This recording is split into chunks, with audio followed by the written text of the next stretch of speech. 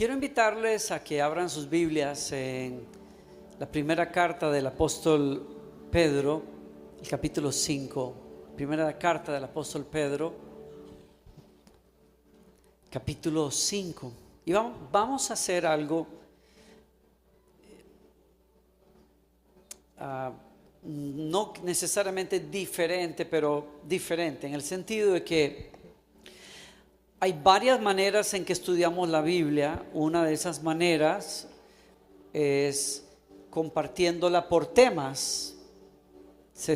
Los predicadores, los pastores establecemos un tema que queremos compartirte, cómo vencer el temor, cómo vencer la ansiedad, etc. Si le bajas, Dani. Por ejemplo, esa es la enseñanza o la predicación temática. Hay un tipo de enseñanza de la palabra y de estudio de la palabra que es expositiva, se llama, y es donde no tomamos un tema, sino que abrimos un texto y lo leemos y lo vamos analizando verso tras verso tras verso, y tratamos de resumir o de captar cuál es el mensaje en ese segmento que estamos leyendo. Entonces, el capítulo 5 de Primera de Pedro, si tienes tu Biblia, la abres. Yo cuando doy este estudio lo hago en algún grupo o alguna iglesia que yo conozco más de cerca, y como me siento en familia, se los voy a compartir a ustedes. Y va a ser prácticamente sentarnos a leer la Biblia. Y por eso traje la Biblia que yo uso. Podría traerlo en mi teléfono, pero bueno, es un poquito incómodo a veces traerla, y se ha hecho daño precisamente por traerla conmigo, pero me gusta igual. Y sé que tú la tienes en tu celular, pero hay algo distinto cuando uno la lee en papel y las rayas. Hay algo diferente. El proceso del conocimiento, del aprendizaje es distinto y me encanta. Yo soy de esa época. A los millennials y a los de la generación Z y etcétera, pues ese soy yo. Entonces les invito a que si tienen la Biblia la abran, y si no, pues obviamente van a ver en pantalla y tomen algunas notas. Pero este texto, esta carta se escribe en los años maduros del apóstol Pedro. Gloriana acaba de estar hablando de él. Escribe cartas para ayudar a las iglesias del primer siglo a lidiar con los retos que tienen. Y el reto más grande que tienen las iglesias de esa época es la persecución, que comienza a ponerse más fuerte en el primer siglo. Cristo tiene aproximadamente, han pasado por lo menos 3 décadas desde que Jesús murió, resucitó. Han pasado bastantes años. La iglesia comenzó a crecer en todo lo que se llama Asia Menor, que es donde está Turquía hoy. Y Pedro escribe desde ese momento en su vida. Y claro, para entender, vamos a comenzar leyendo verso 1. Estoy leyendo la Nueva Traducción Viviente. La Nueva Traducción Viviente se ha convertido en mi favorita por un tiempo. No es una traducción hecha por científicos de los idiomas griego, hebreo, etcétera. No es una traducción formal de la Biblia como es la Reina Valera o como sería la Nueva Versión Internacional, que es una de las mejores versiones que tenemos hoy. Esta es una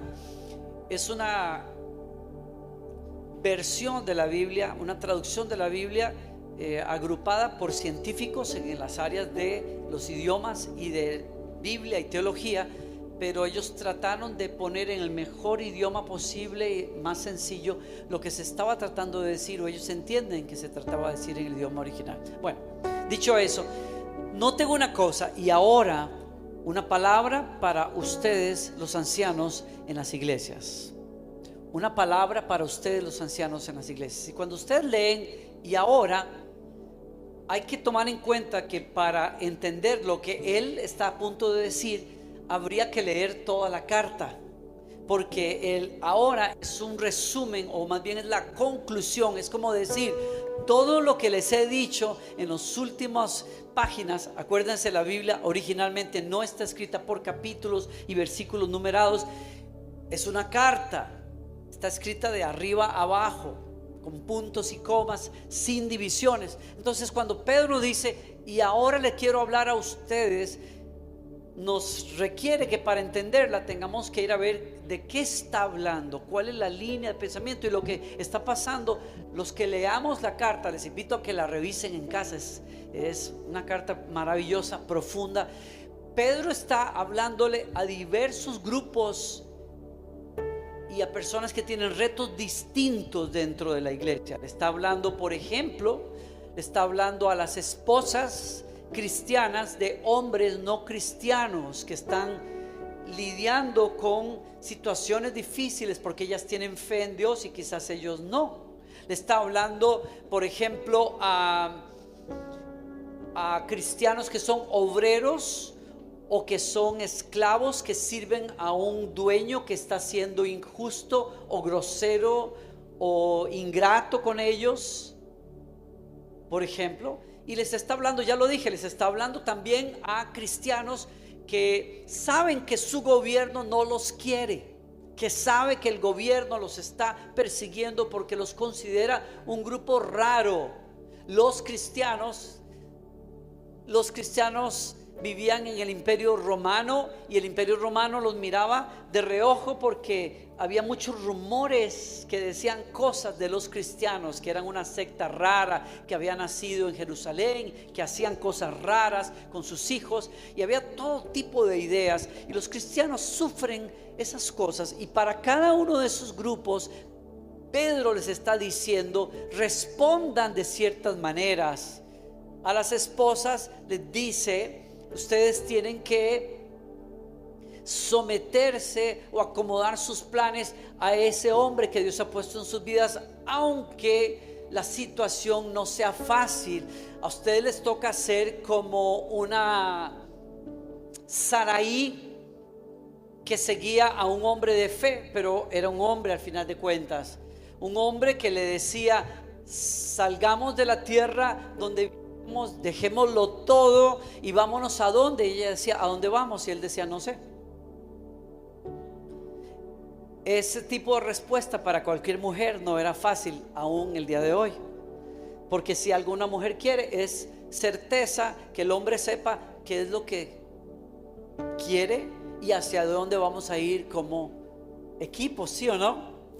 Pero Pedro le dice a las mujeres en el Nuevo Testamento, ustedes vístanse de ese espíritu y corazón que había en Saraí, que no procuraba tanto adornarse por fuera, sino embellecerse en su espíritu con un espíritu apacible y noble. E incluso esa mujer se atrevía a llamar a su marido Señor. Está cardíaca esa cosa, está difícil eso. Esas son las respuestas de Pedro a las mujeres de la época. O le decía, por ejemplo, a los empleados, a los criados o a los esclavos, si tu jefe te está maltratando, si tu jefe no te está tratando bien, encomiéndale a Dios eso y sírvelo como si sirvieras a Jesucristo. Yo de pastor tengo muchas veces personas que se acercan y me dicen, pastor, ore porque mi jefe no lo soporto. Yo estoy pidiendo al Señor que se lo lleve o se lo mando, no sé, o que me mueva a un mejor lugar, ¿no? Sí, porque ya no soporto trabajar en ese lugar. La respuesta de Pedro fue, encomiéndale tu causa al Señor. Es una carta interesante de leer. Y después de haber tratado con hijos, mujeres, esposos también, empleados, jefes a los cuales Pedro les dice, ustedes, ojo, ¿Cómo están tratando a sus esclavos? Porque ustedes van a darle cuentas al juez justo que está en el cielo, al que no se le va ni una. Es muy interesante leer lo que Pedro está diciendo. Trata muchos grupos sociales y muchos grupos dentro de la iglesia y momentos dentro de la iglesia, y entonces llega al capítulo 5, en donde él dice: ahora, después de tratar de hablar de parte de Dios a todos esos grupos, les voy a hablar a los líderes de la iglesia. Voy a hablarle a los ancianos de la iglesia, a los pastores de las iglesias. Quiero hablarles a los que tienen que ejercer autoridad en una comunidad cristiana. ¿Cuántos de ustedes ejercen liderazgo aquí en esta iglesia o en las iglesias? Levanten la mano. Ya les dio miedo, así como dijeron: yo no sé si me conviene. Bajen la mano. Perfecto. Pedro dice: vamos a cerrar esta carta. Quiero dedicarles unos tesoros de vida a ustedes. ¿Están listos para eso? Wow, qué entusiasmo. Pero bueno, igual es lo que tengo que compartir, y voy a compartirlo. Y miren las palabras de Pedro. Yo creo que los ancianos, cuando llegaron a ese punto, imagínense, hay un mensajero, está con el rollo leyendo y todo: sí, gloria a Dios, qué palabra, qué palabra. Y cuando dijeron: ahora les voy a hablar a ustedes, los ancianos, todo el mundo se quedó: oh.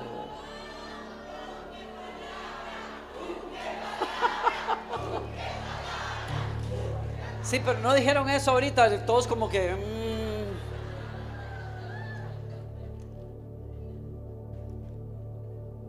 Y miren la manera en que Pedro se acerca, porque al decir eso pasó lo mismo quizás con ellos. Todos dijeron: no sé si levantar la mano, pero Pedro les dice: quiero hablarles a los líderes, quiero hablarles a los pastores, quiero hablarles a ustedes, ancianos, anciano yo también. Y siempre me ha llegado fuerte eso, porque no sé si te has dado cuenta, pero cuando nosotros los líderes, los gerentes en una compañía, los maestros en una clase, queremos llamar la atención a un problema, a una necesidad que vemos, ¿se dan cuenta ustedes? Cuando los papás queremos llamar la atención, cambiamos el tono. ¿Se han dado cuenta? Es uno de los grandes problemas que tengo yo, su servidor. Cuando quiero llamar la atención, cambio el tono. Entonces ya no estoy tan meloso, estoy como... Y Pedro me da una gran lección. Yo lo hablo hoy y todavía vuelve a tocarme profundamente, porque Pedro dice: voy a hablarles a los líderes. Y claro, en los líderes en la cabeza habrán dicho: wow, es San Pedro, es Pedro el que tiene las llaves, Pedro el que fue columna y es columna de la iglesia en el Nuevo Testamento. ¿Qué nos irá a decir? Pero Pedro de inmediato dice: ancianos ustedes, anciano yo también. Y a mi punto es que hay un poder tremendo en la exhortación de Pedro, porque en vez de quedarse en su púlpito, nos dice: anciano yo como ustedes. Estamos en la misma barca. No hay nada más poderoso en un líder, en un padre, en un maestro, en un gerente, que en vez de hablar desde la plataforma de la posición, se baja al nivel del otro.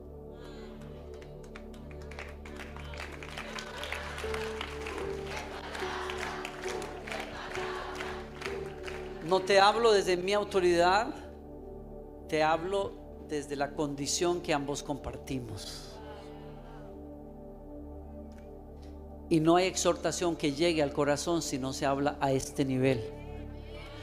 No hay discipulado que cambie la vida de las personas cuando se habla desde aquí, porque yo soy mejor que tú, porque yo conozco más que tú, porque yo logré más que tú.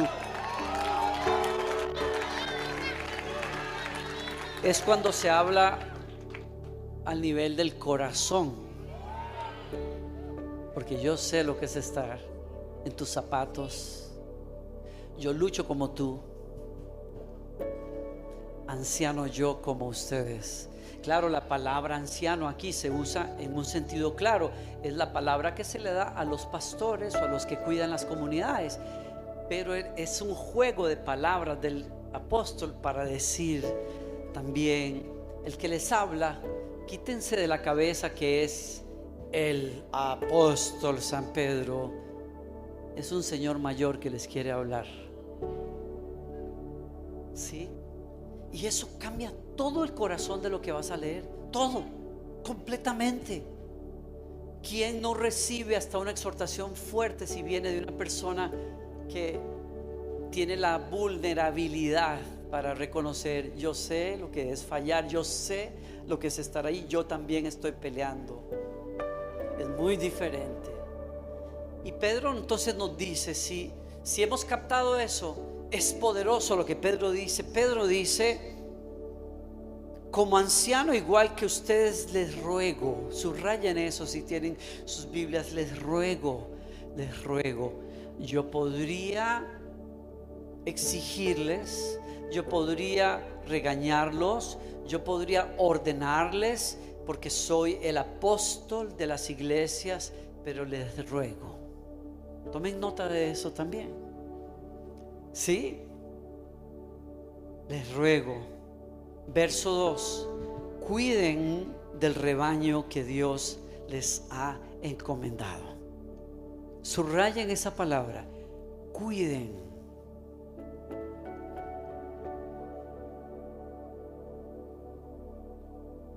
Liderar no es mandar a las personas. Liderar no es manipular a las personas. Liderar no es forzar a las personas. Liderar, decimos en Costa Rica, no es mangonear a los demás.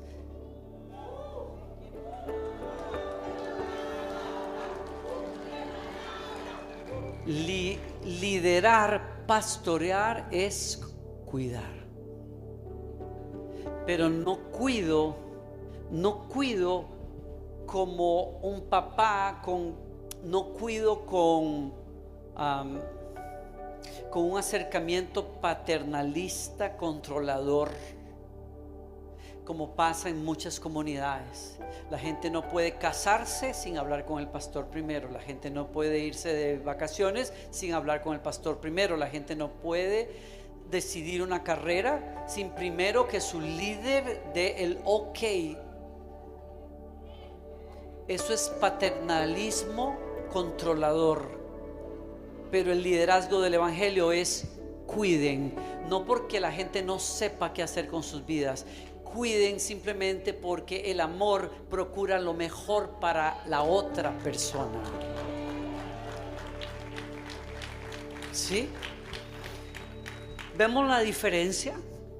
Hay algunos grupos y algunos líderes que han crecido en tal estilo de liderazgo que no conocen otra cosa más que me tienen que cuidar, porque por eso el pastor está encima mío, por eso el líder tiene que estar encima mío, porque si no me caigo, si no voy a pecar, el diablo me va a engañar. No se trata de control, se trata de cuiden a las personas, amen a las personas, levanten a las personas, alimenten a las personas para que tomen buenas decisiones, porque tú no eres el que al final toma las decisiones. Ellos tienen que tomar sus propias decisiones.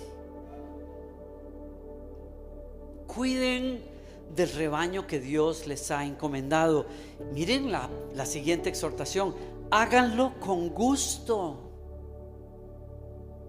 porque no hay nada peor que una persona que está en un lugar de autoridad y le perdió el gusto a liderar a las demás personas.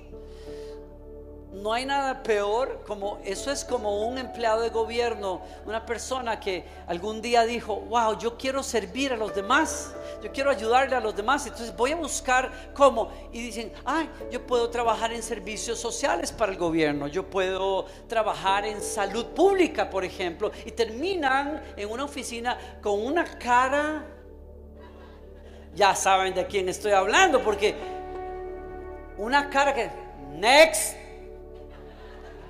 Y uno está en la silla esperando el turno de uno, 95, y uno se para así como y pasa y: ajá, ¿usted qué quiere? No, que yo quería que traiga un papelito. No, eso no sirve.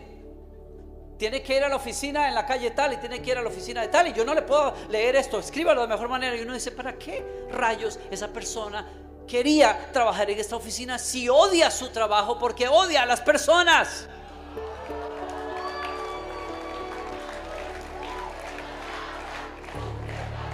Le chocan las personas. Como dijo un misionero amigo mío hace muchos años, conversábamos tomando café en mi casa, y él me decía: Danilo, tú sabes que yo amo el ministerio, todo lo que es acerca del ministerio lo amo, excepto las personas. Y uno dice: ¿para qué se mete alguien a servir en un ministerio si odia a las personas, si le chocan las personas? Porque la esencia del ministerio tiene que ver con amar a las personas. Por eso Pedro dice: cuídenlos, pero háganlo con gusto. Una buena señal de que un líder necesite tomarse un descanso y un break es cuando le pierdes el gusto.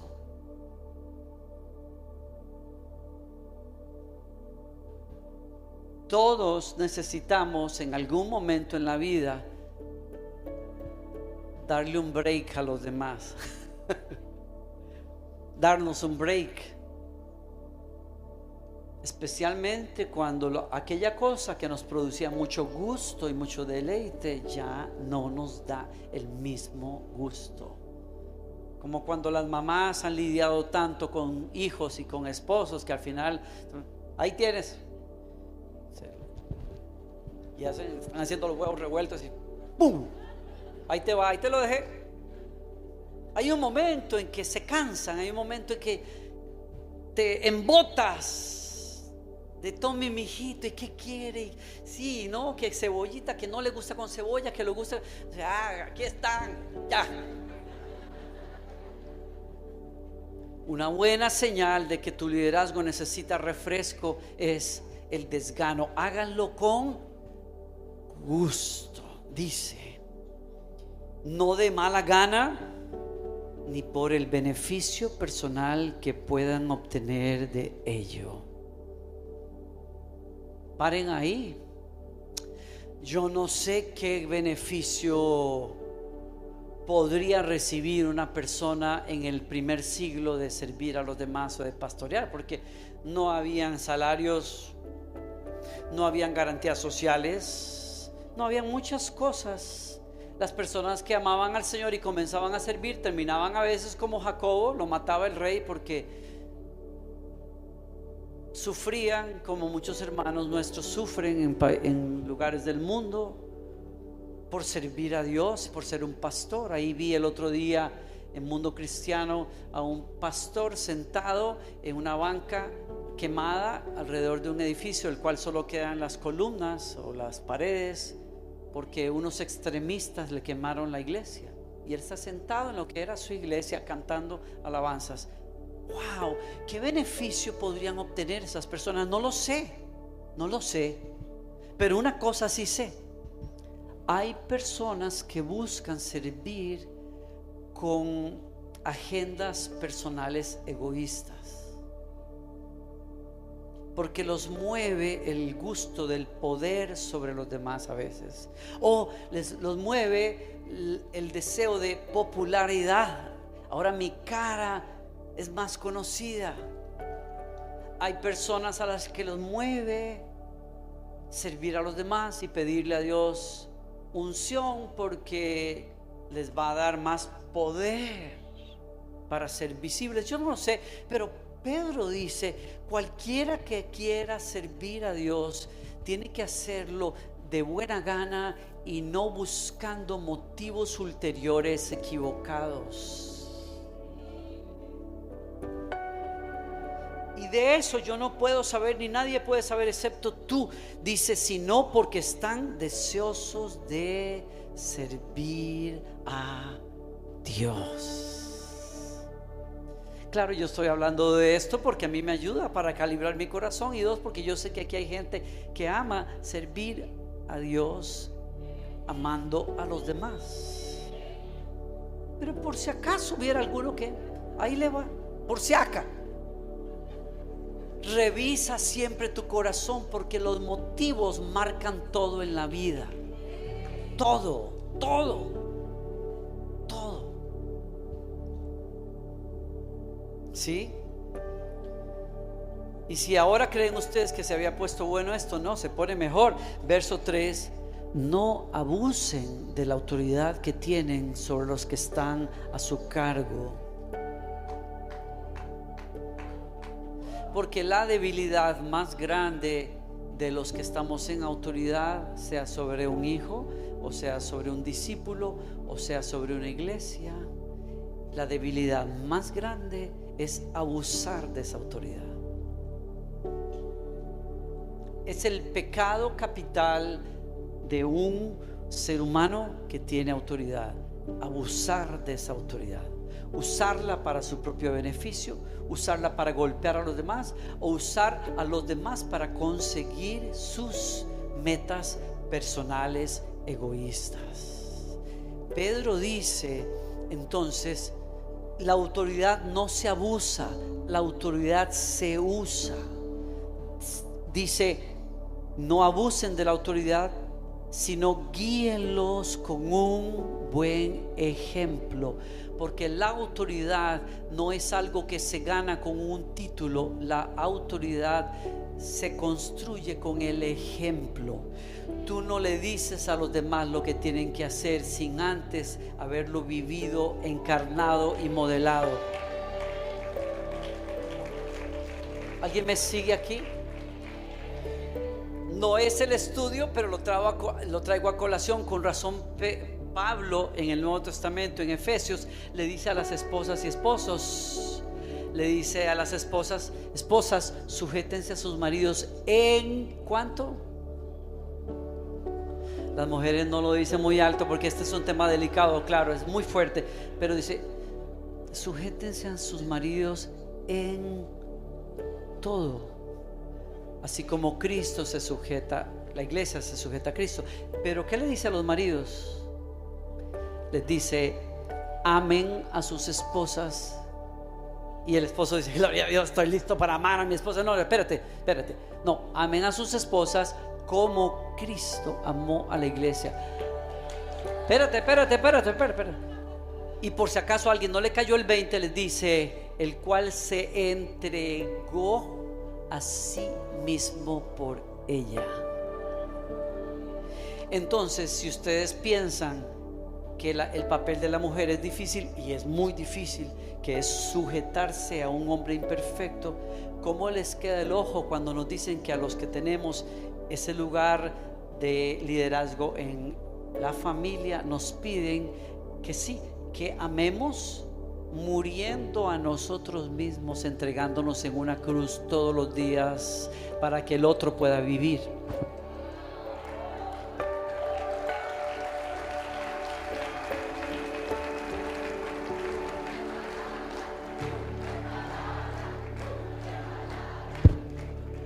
¿Cómo te queda el ojo?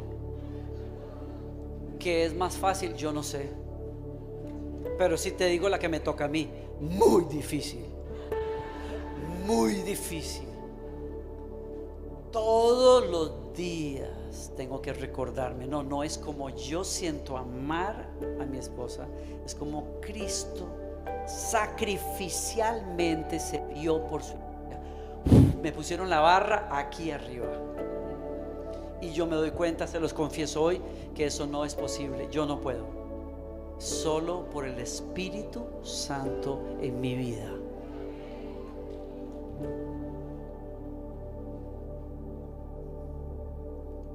No abusen, guíen con un buen ejemplo. Y ustedes recibirán de parte del gran pastor una corona de gloria y honor eternos.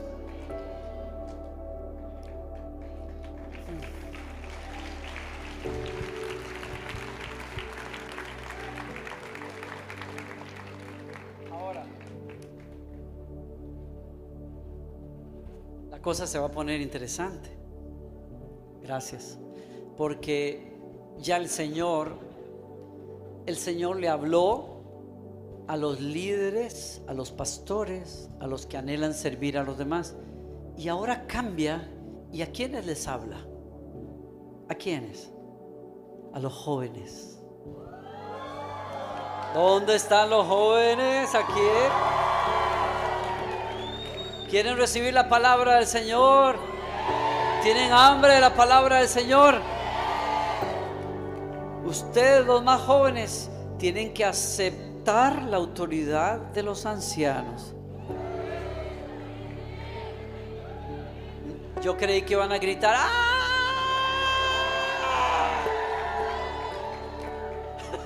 Lo último que queremos escuchar es eso.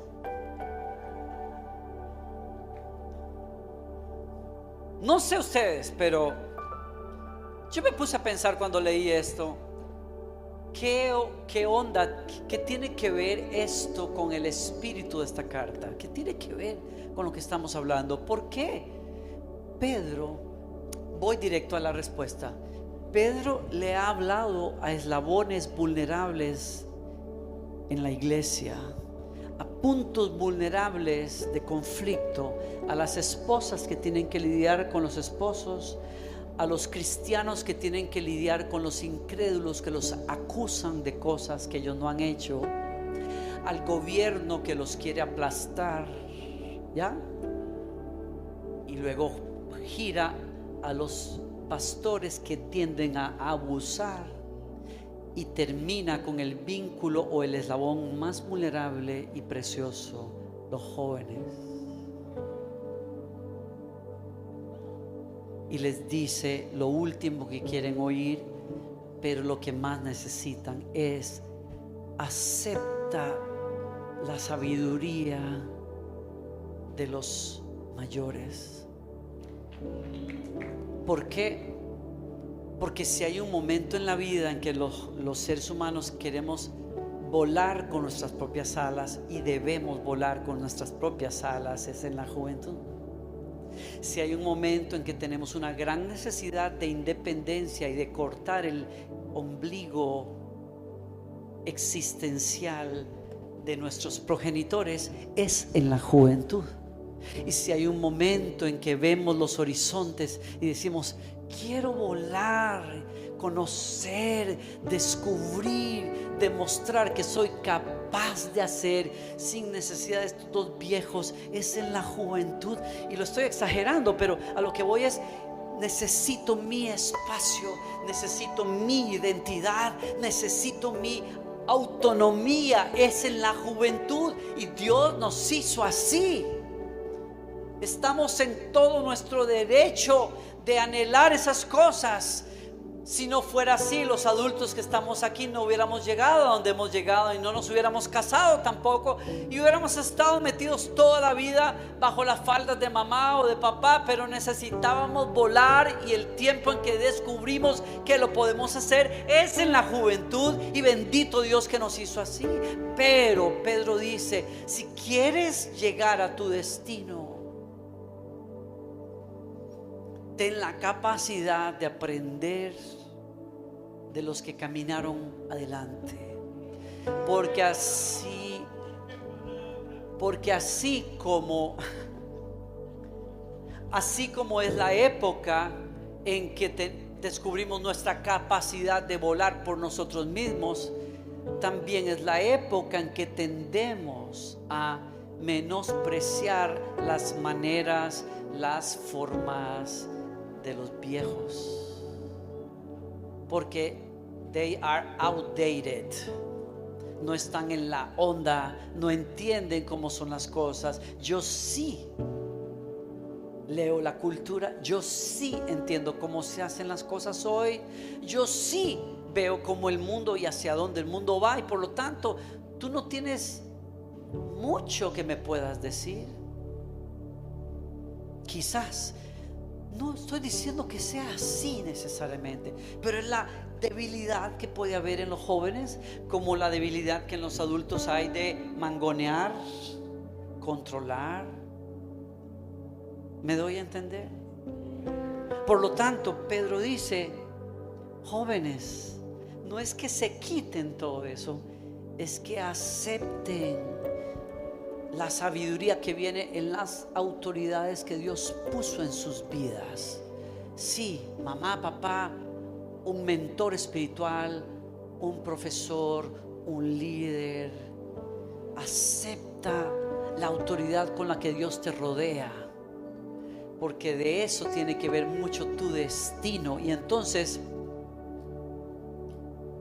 ahora ustedes, los muchachos, no dijeron ya, qué palabra, qué palabra. Está bien, yo lo entiendo, yo mismo lo veo y digo, pero para que no se queden ustedes con ese taco pegado aquí, me encanta lo que Pedro hace a continuación. Dice, y todos, ¿qué quiere decir todos? Quiere decir los pastores, los papás, las mamás, los profesores, los maestros en la iglesia, todos junto con los jóvenes y los niños, hombres, mujeres, todos vístanse con humildad en su trato los unos con los otros. Y aquí llego al tema que realmente me ocupa hoy, porque me doy cuenta que no es posible para líderes tratar con cuidado a los demás sin este ingrediente del espíritu que es la humildad. Y no es posible para personas que somos capaces de hacer lo que queramos con nuestras vidas someter nuestras decisiones a un esposo, las mujeres. Y no es posible para los esposos, que nos llamamos cabezas de la casa, porque la Biblia nos llama así, considerar las necesidades de nuestra esposa sin exigir. Y no es posible, nada de esto es posible para un muchacho que tiene toda la capacidad de llegar a su destino, preguntar, hey, ¿podrías enseñarme algo? No es posible sin que humildad, el ingrediente que conecta desde matrimonios hasta familias, padres, discípulos con maestros, es la humildad. El ingrediente que hace a una comunidad poderosa es la humildad. ¿Sí? ¿Qué es la humildad? ¿Y por qué es tan importante? Es lo que sigue a continuación. ¿Qué es la humildad? Claro, no sé si yo creo que en México acostumbran las personas a hablar así. La gente dice, bueno, esta persona, fulanito de tal, es de humilde procedencia. Queriendo decir con eso, viene de un hogar de pocos recursos, de no muchas conexiones. Es una persona, vive en una casa que humilde, una casa que no es lujosa, que no es amplia. Pero el concepto es completamente equivocado, porque humildad no es nada de eso. No es escasez, no es pobreza, no es tampoco, bueno, es una persona un poco humilde en sus conocimientos porque no estudió mucho. No tiene que ver nada con eso. Humildad es una actitud de corazón que tiene relación directa primero con Dios y con los demás. Humildad es cómo yo veo a Dios y me relaciono con Él, y cómo Dios, por ende, o como yo, por ver a Dios así, reflejo eso en cómo yo trato a los demás. Porque la humildad, dice este famoso escritor clásico cristiano, Andrew Murray, decía, surafricano, él decía, la humildad es la madre de todas las virtudes, porque es la única que nos enseña a tomar la postura correcta delante de Dios. Los seres humanos con humildad reconocemos, Dios es todo y yo soy nada. Y si quiero a Dios en mi vida, que es todo, como todo podría caber en donde hay algo? No, necesito ser nada para que todo quepa aquí.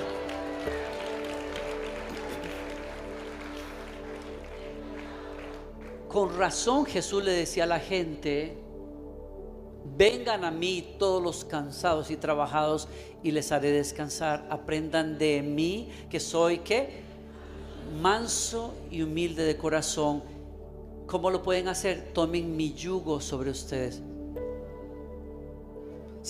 Todos sabemos lo que es el yugo, esa pieza de madera que los agricultores desde antaño le ponían a un buey viejo con un novillo para enseñarle al novillo cómo arar, cómo seguir las instrucciones de alguien. ¿Me siguen acá? ¿Sí?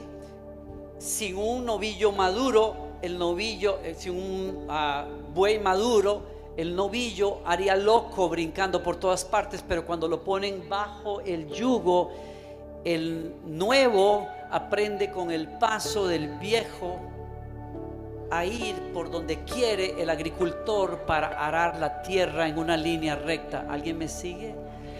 Jesús dice: ¿quieren ustedes aprender de mi espiritualidad? ¿Quieren recibir la paz y el descanso en el que yo vivo?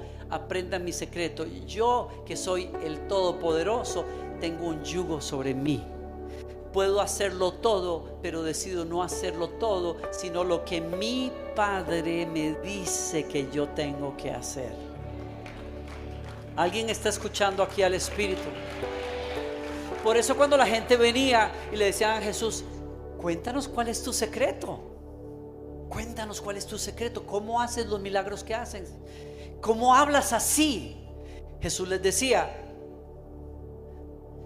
yo no hablo lo que se me ocurre, lo que el Padre me da les hablo, y yo no hago lo que yo quiero, lo que el Padre me muestra es lo que yo hago. En otras palabras, el secreto del poder no es que yo lo tenga, el secreto del poder es la persona que me acompaña. Y por eso tengo paz. Cuando los seres humanos tienen zozobra, tienen ansiedad, tienen temor, tienen orgullo, es porque están muy llenos de ellos mismos. Pero cuando se vacían, el Todopoderoso les da lo que ellos no pueden conseguir por ellos mismos. Y aprendí esto visualmente en mi visita a Israel. La única vez que estuve allá, cuando visité la iglesia de la Natividad que está en Palestina, precisamente salí de Israel para ir a Palestina, y allí visité la iglesia que construyeron los cristianos en el punto en que la tradición decía que Jesús nació. Construyeron una iglesia sencilla. Cuando entras a esa iglesia y vas al altar mayor, bajas los escalones, y entre más bajas hacia el lugar donde hay un planché de mármol con una estrella de plata y varios incensarios, ese lugar, dice la tradición, que es el punto en donde Jesús vino al mundo. Y para poder llegar a ese lugar, que es una maravilla, creo yo, tienes que bajar las escaleras en un espacio que se hace cada vez más pequeño y más pequeño y más pequeño, al punto de que para poder disfrutar por unos minutos, estar ahí en silencio, necesitas hacerlo de rodillas.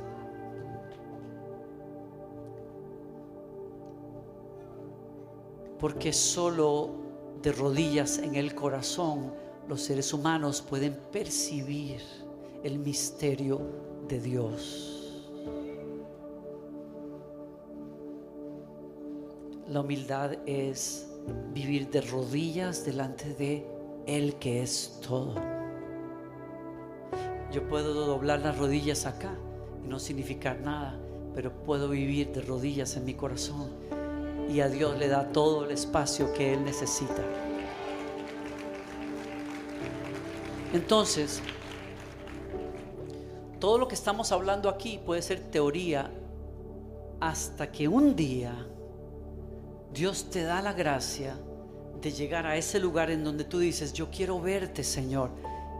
Y el Señor te invita: dobla las rodillas de tu corazón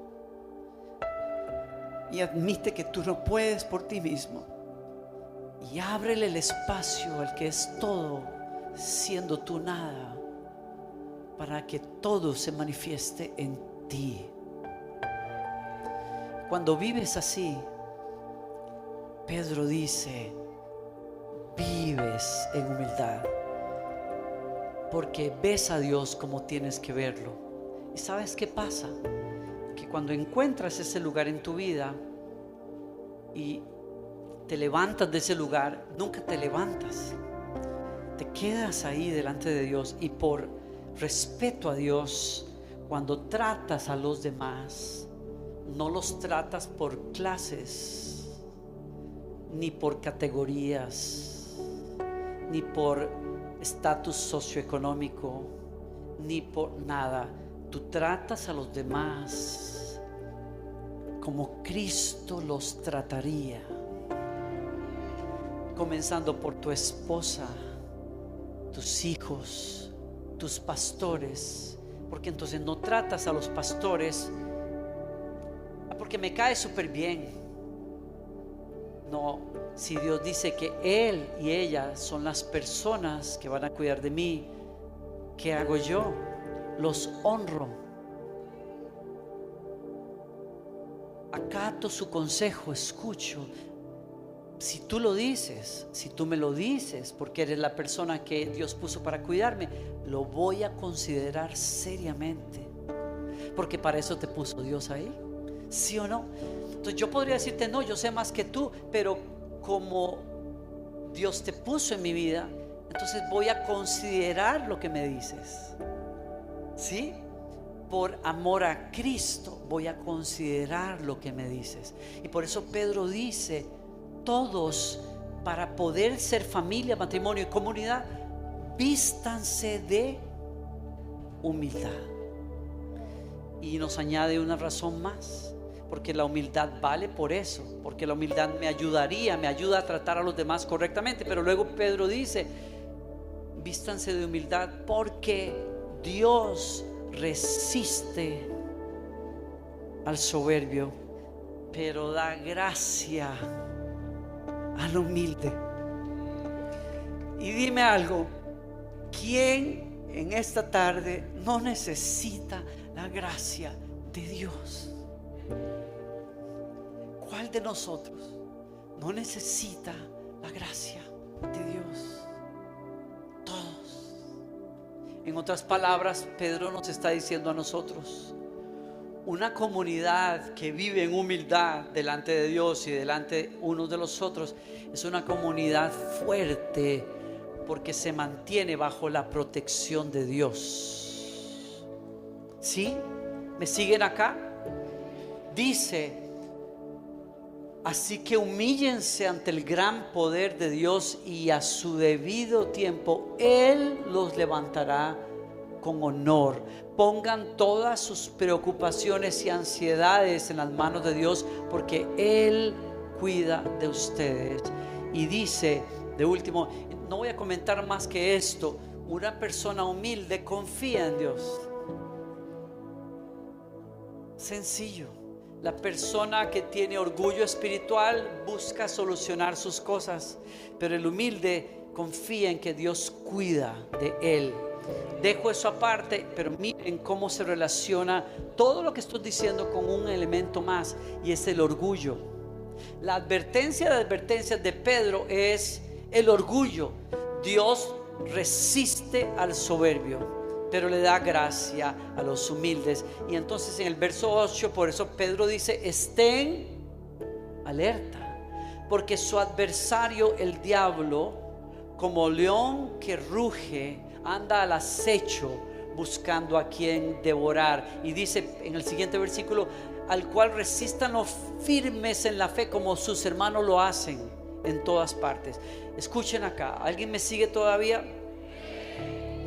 La virtud que hace posible lo que parece imposible, que cristianos perseguidos encomienden su causa a Dios, que esposas con hombres difíciles le hagan la fuerza, que hombres que podrían abusar sirvan a los demás, es la humildad. Y la humildad hace a esta comunidad fuerte, porque la mano de Dios guarda a aquellos que viven en la humildad. Pero la advertencia final es: la humildad es la virtud, y lo que tienen que evitar a toda costa es el orgullo. ¿Por qué? Porque Satanás se alimenta del orgullo. ¿Y qué tiene que ver todo esto? Bueno, que precisamente la persona que está escribiendo esta carta sabe de lo que está hablando. Él sabe lo que es creerse la mamá de Tarzán en un momento de necesidad. Creer que él puede salirse con las suyas y no confiar en Dios y confiar en su capacidad.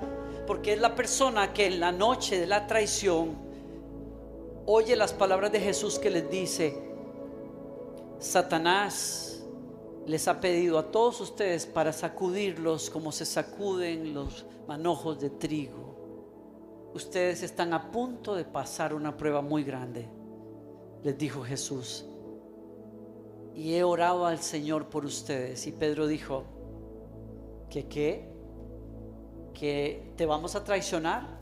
No, Señor, que va. Bueno, tal vez esta bola de sinvergüenza sí, pero yo no. Perdón, ¿eso es malo aquí? Ok. Todos te pueden traicionar menos yo, porque yo soy el apóstol Pedro, tú sabes, la piedra. A mí nadie me mueve, mijo. Pueden venir lo que sea, que yo aquí estoy contigo a donde. Es más, siéntese, primero tendrán que pasar encima de mi cadáver antes de que te toquen a ti, Señor. Y Jesús se le quedó mirando a Pedro, yo creo que con mucha ternura, y le dijo: Pedro, hoy antes que el gallo cante, me negarás, y hasta con maldiciones. Pero yo he orado por ti, le dijo, para que tu fe no falte, y cuando te conviertas a mí, tú traerás de regreso a tus hermanos. Yo quiero que veas el cuadro porque es tremendo. Tú sabes lo que es tener a Jesús al frente tuyo, que es el Hijo de Dios, que lo sabe todo, diciéndote: hoy me vas a fallar. Y tener tú los pantalones, no los pantalones, la desfachatez de decirle: que no la pegaste, Señor, ¿qué va? Te falta más oración. Oye, el don de profecía te falló aquí, porque yo no te voy a fallar, Señor. ¿Qué es eso? ¿Qué es eso? Orgullo. Es creer que tú puedes sin la ayuda de ese que te lo está advirtiendo. Por lo tanto, ¿qué pasa con Pedro esa noche? El león rugiente dijo: esto es lo que yo necesitaba para tener acceso a tu vida y destruirte, el orgullo. Y por eso la advertencia es: pilas, ojo, cuidado. Líderes que abusan de su autoridad pierden.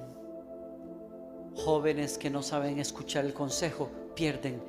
Vistámonos mejor todos de humildad, porque aquí no entra Satanás.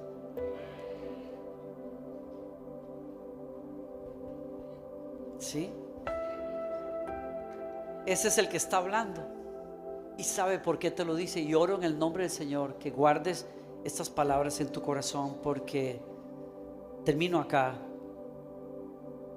Pedro dice: en su bondad, el verso 10, Dios los llamó a ustedes a que participen de su gloria eterna por medio de Cristo Jesús. Entonces, después de que hayan sufrido un poco de tiempo, Él mismo los restaurará, los sostendrá, los fortalecerá y los afirmará sobre un fundamento sólido, y a Él sea todo el poder para siempre. Amén.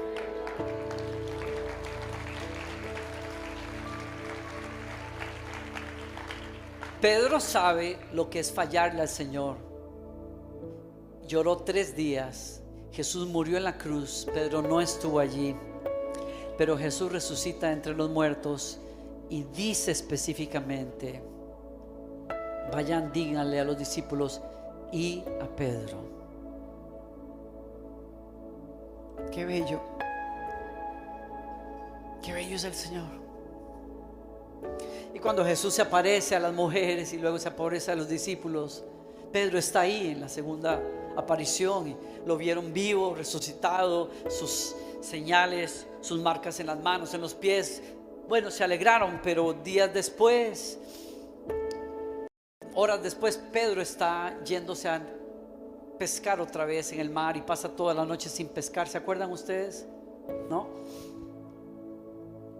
Y cuando el sol está saliendo, la figura de Jesús contra el sol naciente que les dice: hijitos, ¿no han podido pescar? Si yo fuera Pedro o Juan, hubiera dicho: yo esta película la vi en alguna parte. Y dijeron: no hemos podido pescar. Tiren las redes al otro lado. Yo creo que Juan fue el que dijo: yo sí vi esa película, estaba en Netflix el otro día. Y agarraron las redes y las tiraron, y se llenaron de peces que parecía que se iban a hundir en la barca. ¿Y quién fue el que grita? Juan: es el Señor, ha vuelto por nosotros. Y Pedro se lanza a las aguas y nada lo más rápido que puede, y llega a la orilla y se seca un poco. Yo no sé qué está pensando Pedro. Quizás es: necesito hablar con él un rato yo a solas, porque el que metió las patas aquí peor fui yo. Yo necesito, y este montón de mugrosos no me dejan hablar con él. Yo necesito que él me dé un espacio con él. Yo no sé qué está pensando, pero llega primero que todos y se encuentra Jesús sentado ahí. No me voy a poner como él estaba porque me costaría mucho, pero está sentadito ahí de pierna cruzada, con una fogata, un asador, una sartén con tomatitos y huevitos, con jitomate y cilantro. Y Pedro se acercó a como pudo y se acomodó al frente de él. Y sabe lo que está pasando. ¿Qué está pasando? Se recordó de cómo comenzó su amistad con Jesús, desayunando con él, teniendo el honor de que el Señor del universo le cocinara a él. Y le gustó eso, y Jesús le dio de comer sin decir nada. Dice la Escritura: en silencio. Usted sabe que las cosas más importantes en la vida pasan en silencio. Los momentos más trascendentales en la vida muchas veces pasan en silencio. Los discípulos llegaron después y Jesús les dijo: traigan peces, pero él no necesitaba para desayunar, él tenía todo cubierto. Y cuando terminaron de comer entre las llamas de esa fogata, Jesús le dijo: Pedro, ¿me amas?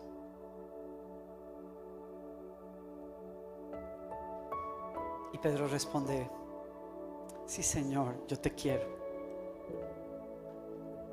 Le dice: cuida de mis ovejas.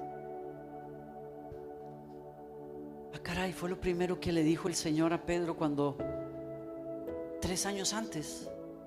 ¿Se acuerdan ustedes?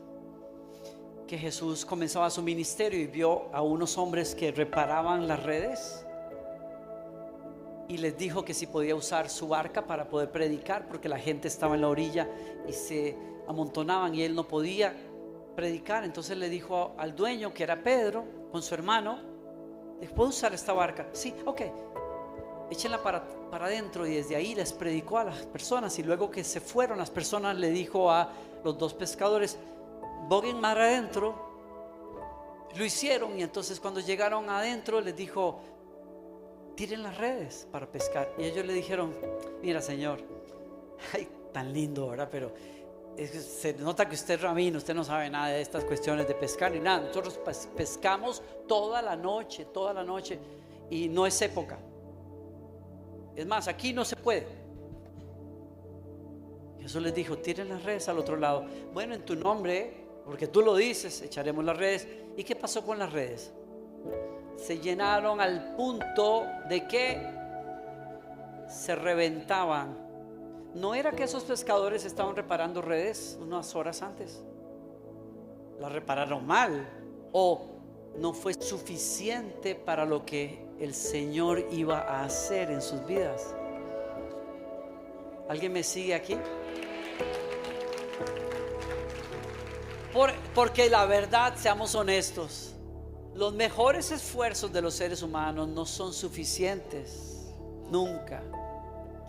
Y Pedro se acuerda de eso, y es poderoso que Jesús le diga, después de aquella tremenda traición: te vuelvo a encargar lo que te dije aquel día cuando te tiraste al piso y dijiste: apártate de mí, Señor, porque soy un hombre pecador que vivo en medio de un pueblo de labios sucios. Yo no soy digno de que tú estés en esta barca. Y Jesús le dijo: no temas, a partir de ahora pescarás hombres, te ocuparás de un oficio eterno.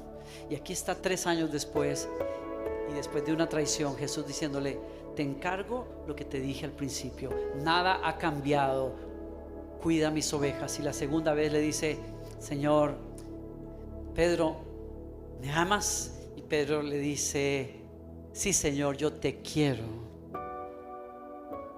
Y la tercera: entonces, Pedro, ¿solo me quieres?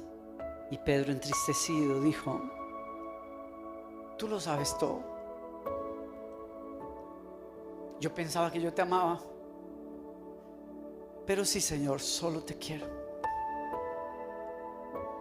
Y ahí Jesús le da gracia y le dice: tranquilo, cuando estabas inmaduro, joven, hacías lo que te daba la gana, ibas y venías. Pero cuando seas viejo, queriendo decir, cuando pases el proceso conmigo y madures, tú harás cosas que no eras capaz de hacer cuando eras inmaduro, porque yo te llevaré ahí.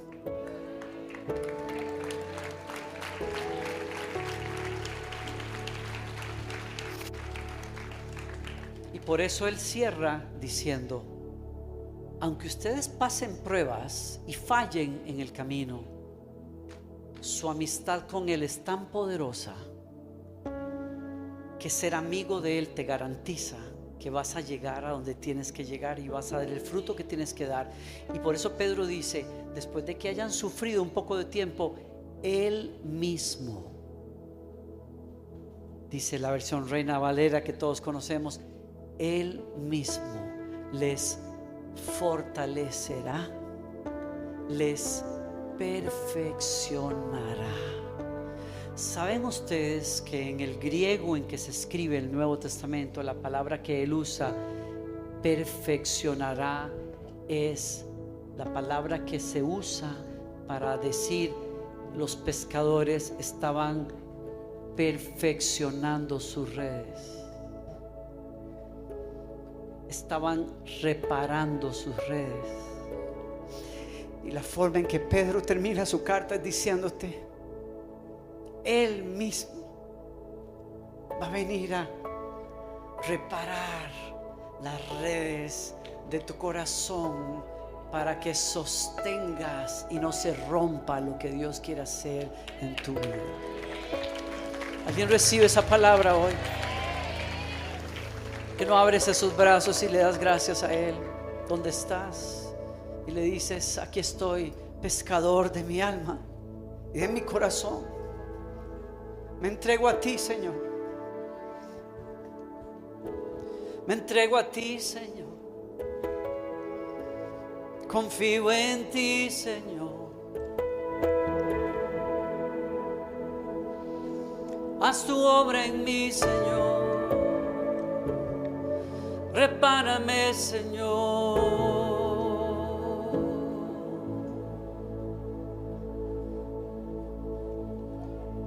Yo tomo tu yugo sobre mí. Yo me humillo bajo la mano poderosa de mi Dios. ¿Quiénes quieren hacerlo esta tarde? ¿Alguien quisiera venir aquí? Los que quieran hacerlo y doblar sus rodillas delante de Él y decirle: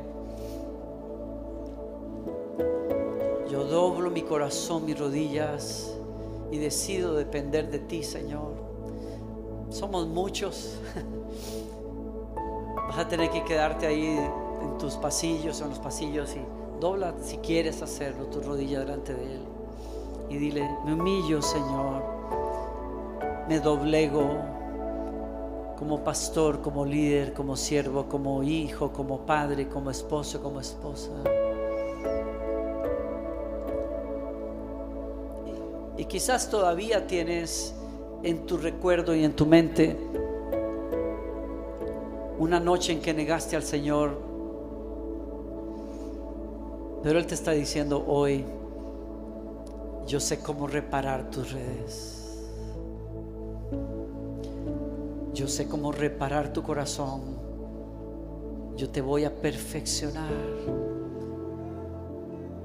yo te voy a levantar, yo te voy a usar.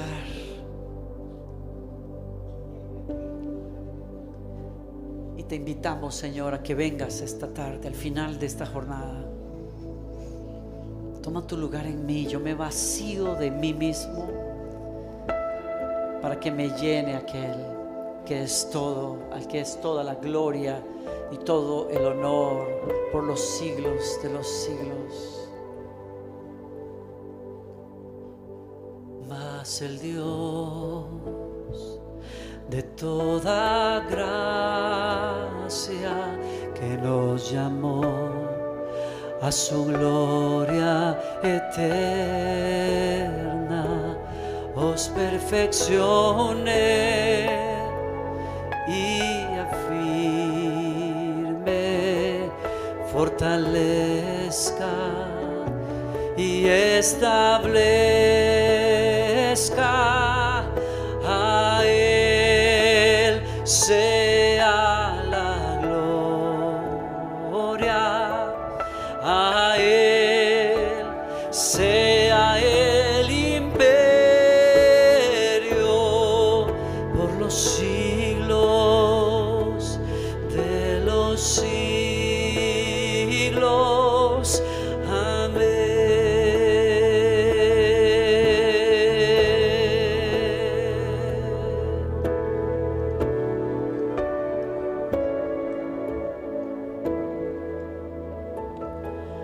Mas el Dios de toda gracia, que nos llamó a su gloria eterna, os perfeccione y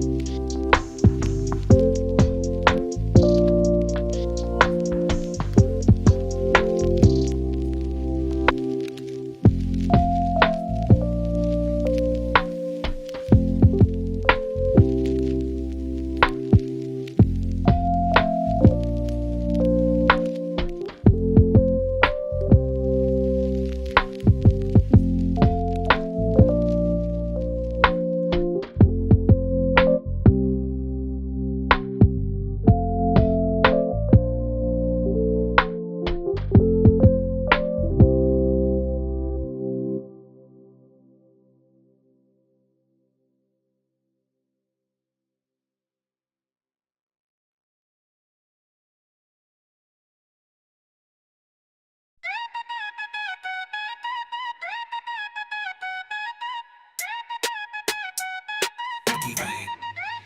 ਸਾਡੀ ਔਕਾਤ ਦੁਨੀਆ ਤੋਂ ਵੱਖਰੀ, ਦਿਲ ਵਿੱਚ ਦਮ ਤੇ ਅੱਖਾਂ ਵਿੱਚ ਸ਼ਕਤੀ। ਜਿੱਥੇ ਵੀ ਲੰਘੇ ਛੱਡ ਦੇ ਰੌਣਕ, ਪੰਗਾ ਲੈ ਕੇ ਵੇਖ ਕਰਦੇ ਸਭ ਨੂੰ ਸ਼ੌਕ। ਸਾਡੀ ਔਕਾਤ ਸਾਡੇ ਨਾਮ ਦਾ ਰਾਜ, ਚੱਲਦੇ ਜਿਹੜੇ ਵੀ ਬਣ ਜਾਵੇ ਅੰਦਾਜ਼। ਗੱਲਾਂ ਵੀ ਸਾਡੀ ਜ਼ਮੀਨ ਤੋਂ ਹਾਈ, ਸਾਡੀ ਔਕਾਤ ਕੋਈ ਨਾ ਕਰਦੇ ਟਰਾਈ। ਸ਼ਹਿਰ ਦੇ ਵਿੱਚ ਵੀ ਸਾਡੀਆਂ ਗੱਲਾਂ ਮਸ਼ਹੂਰ, ਸਾਡੀ ਚੱਲ ਚੱਲਦੀ ਜਿਵੇਂ ਹਵਾ ਦੀ ਧੂੜ। ਦਿਲ ਵੀ ਰੱਖਦੇ ਸਾਫ਼ ਤੇ ਬੜਾ, ਪਰ ਪੰਗਾ ਲਿਆ ਤਾਂ ਕਰਦੇ ਜੱਡਾ। ਸਾਡੀ ਔਕਾਤ ਸਾਡੇ ਨਾਮ ਦਾ ਰਾਜ, ਚੱਲਦੇ ਜਿਹੜੇ ਵੀ ਬਣ ਜਾਵੇ ਅੰਦਾਜ਼। ਗੱਲਾਂ ਵੀ ਸਾਡੀ ਜ਼ਮੀਨ ਤੋਂ ਹਾਈ, ਸਾਡੀ ਔਕਾਤ ਕੋਈ ਨਾ ਕਰਦੇ ਟਰਾਈ।